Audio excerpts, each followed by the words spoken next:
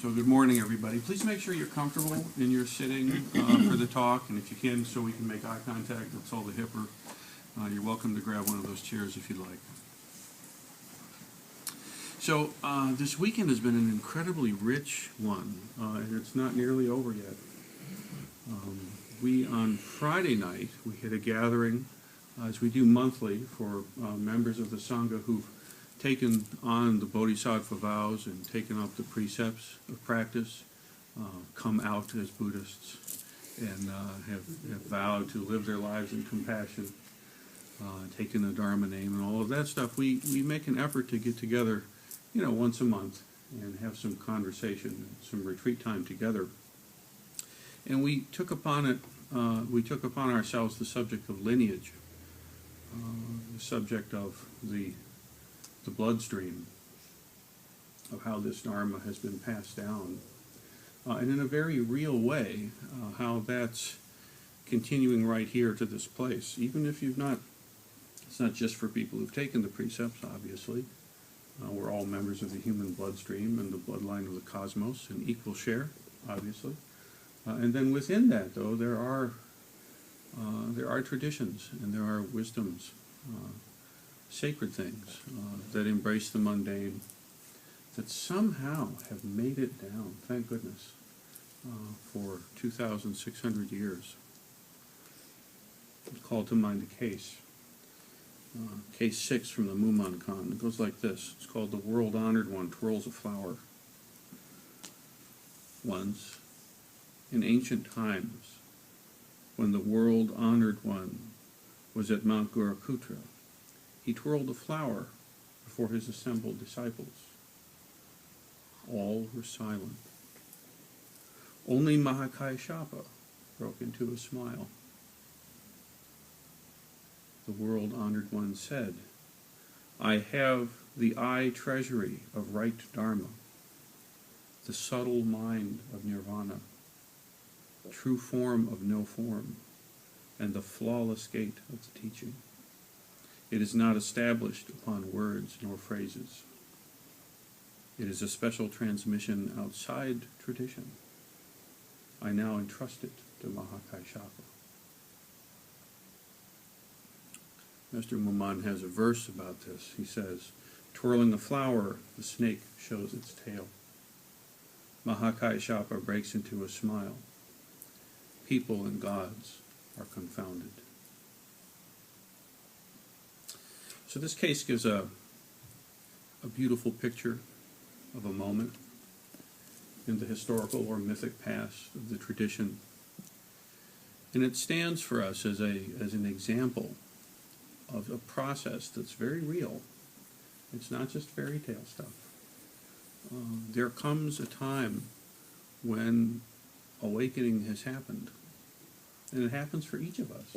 It's not the purview of some special subset of folks. It's more common than you might think, actually, if you but knew how to recognize it. And then upon recognizing it, knew how to trust it. And then upon trusting it, knew how to actually train in this thing, develop it, get it strong, get it to where you can actually live that way. It's one thing to have seen a glimpse of something, it's quite another to live it. So what is it like to really live in love? To really live as love? What is it like to live as wisdom, even in this crazy situation, fill in the blank, whatever that would be? It's a really good question. It's a great question. And I really am so glad that Zen honors good questions and likes them a lot. That's a great thing, to have great questions. It's almost impossible to help when there's no spark of inquiry. We think we got it. We think we know what it's all about. We got this thing down, and everything dulls. Everything becomes wrapped up in a little blanket in our mind. We've got the whole thing mapped, and the question stops. That's a sad thing. Awakening has to do with awakening to the questions.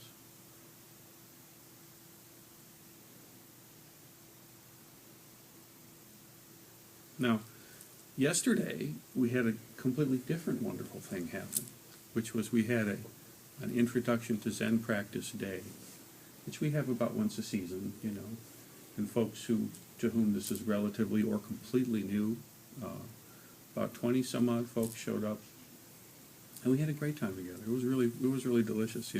I want to make sure we talk about how to sit and everything, and what kinhin, what walking meditation is about, and why we do it, and we talked about that extensively. But then the juicy part really is the questions. Y'all got any questions? Oh, Mr. Goddard. Oh. We had a lot of really wonderful conversations yesterday. And interestingly enough, a lot of it kind of swirled around this, some of it anyway, swirled around the same question of lineage. Why do you do all this crazy Japanese stuff? Or this Chinese stuff, or this Indian stuff, or how come this, or how come that?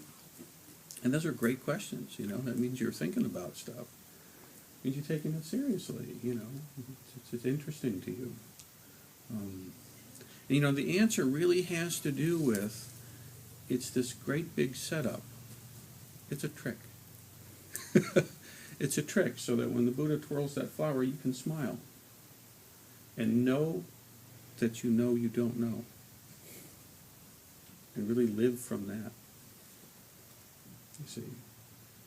Well, I'm sure that this is not the only way for people to awaken to their nature. In fact, I'm quite sure it's not. Awakening is as common as people are. But this is a really good way. Something really miraculous happens when ordinary folks like us, like me, like you, just sit down and settle down for a little while. Just settle down and just be. And it might seem like such a banality, such a trite thing. I've got so much to do. There's crises. Problem. There's issues. Issues of syntax and otherwise, right? And so the thing is, it always, or there's great things to be celebrating. I can't practice now. It's, a happy day. I got to go do my happy day activity or whatever, So, but the thing is now think about this now. For 2,600 years, right, the sangha has been practicing. How many awful and amazing things have occurred during that time? There's always something to be traumatized about. There's always something to celebrate. Society is always in upheaval. If you study just a little bit of history, it becomes glaringly obvious, right? So somehow, in the midst of entire civilizations being birthed and collapsing, coming and going, let alone just your individual coming and going, for generation after generation after generation, somehow this twirling flower has continued to be recognized and passed on. You see? Now that twirling flower is the same twirling flower whether you recognize it or not.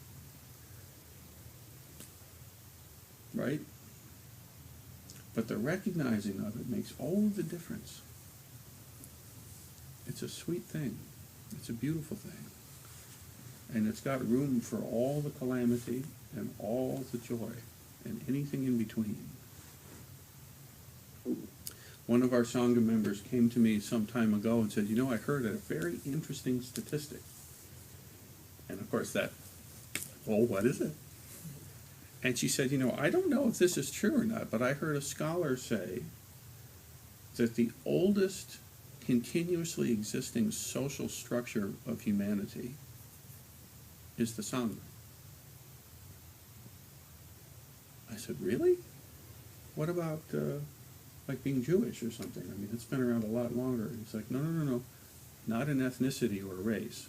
Like a decided upon social construction. Like democracy or something like that. And this scholar was going on and talking about how the Sangha survives It's not a Buddhist person, it's just an anthropologist, a society person, scholar. Saying the sangha has survived for that long because it's got this crafty way of meeting the moment. And when it moves into another culture, it doesn't demolish the culture. It embraces it, enhances it, it gives itself to it, lets it be transformed. But not transformed so far that you can no longer recognize the flower. You see?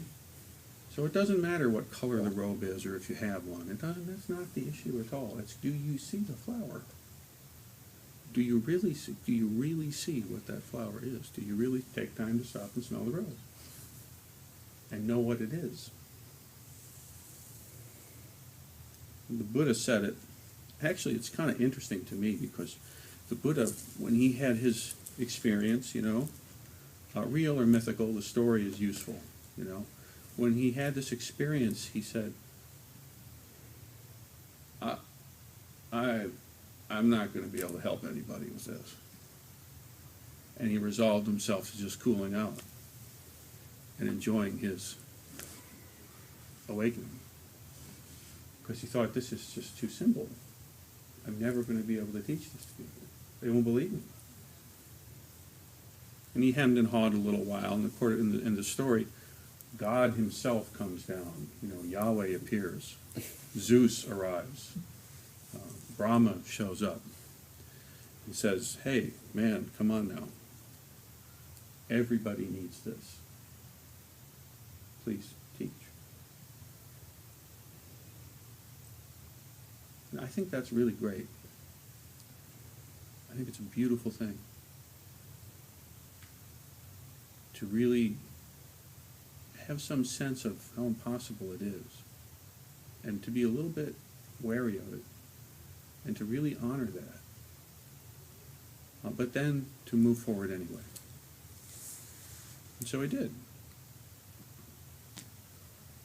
And what a relief it must have been. Because the Buddha's getting on in age, despite the myths and so on. He's not going to live forever. And what's going to happen here? What's going to happen here? And when that flower was recognized and the transmission occurred, the exact same awakening that the Buddha had is exactly the same awakening that Mahakaya Shapa had. He has it in his own way, has it in his own experience. He brings his skin to the thing, but it's the same eye. The world-honored one, which is a title of the Buddha, says, I have the eye treasury of right Dharma. It's very interesting because in our culture, we like rugged individualism, like the myth of the self-made man. My own bootstraps, my own thing, I'm maverick. I don't need anybody. Right? I'm me. That's enough. Dig it. And then we have this kind of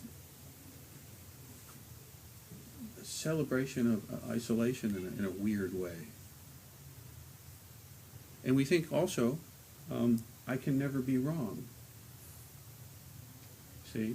Everybody can just think whatever they want, and everybody's equal. Nobody's experience counts for anything more than anybody else's. It's all equal all the time, always, no matter what, because always. And what that really means is no one can tell me anything. The old, well, that might be right for you. That's a very sophisticated cop-out, actually. It can be.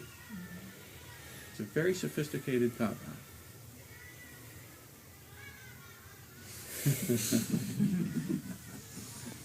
It's worthy of laughing at.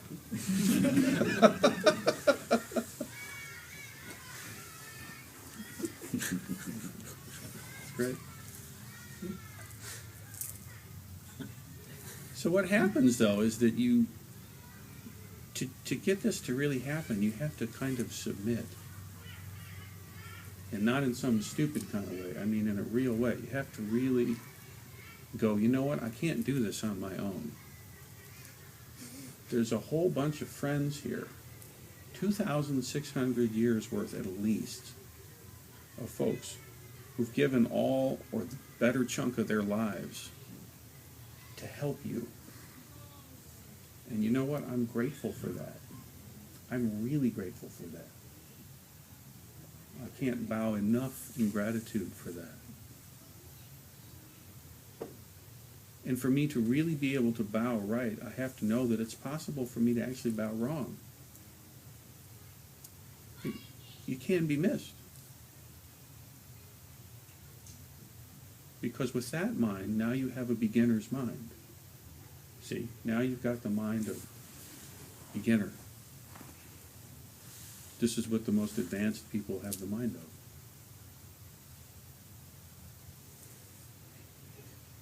Wow, what are we going to play today? It's a famous thing about Duke Ellington. It was said when he would get on stage with his guys, he had the same guys for decades, right? They knew exactly what they were going to be doing at a certain level, but they didn't because it's jazz. But every time the Duke would get up with his guys, he would look out over the bandstand and have this big old grin. Like, well, guys, here we are again. I wonder what's going to happen. Woo! And they've been playing together for decades. It's that fresh not knowing. It's not the same thing at all as, well, I don't know. Ooh. That's, no, son, no. That really won't help. It's like a child's awe and wonder. Wow. Buddha holds up this flower.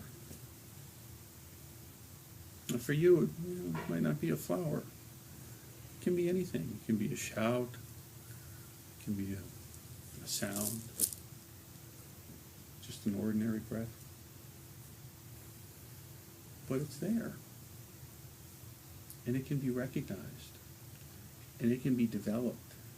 It can be developed so powerfully that you actually become a virtuoso of it in a very humble, kind of unassuming way. You become a virtuoso of kindness.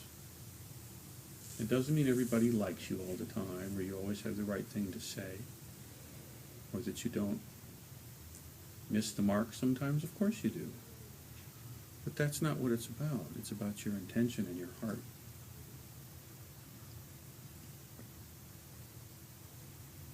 The subtle mind of nirvana. The true form of no form. These are not just random, cool-sounding Zen phrases, like some kind of exotic spice to dump on stuff.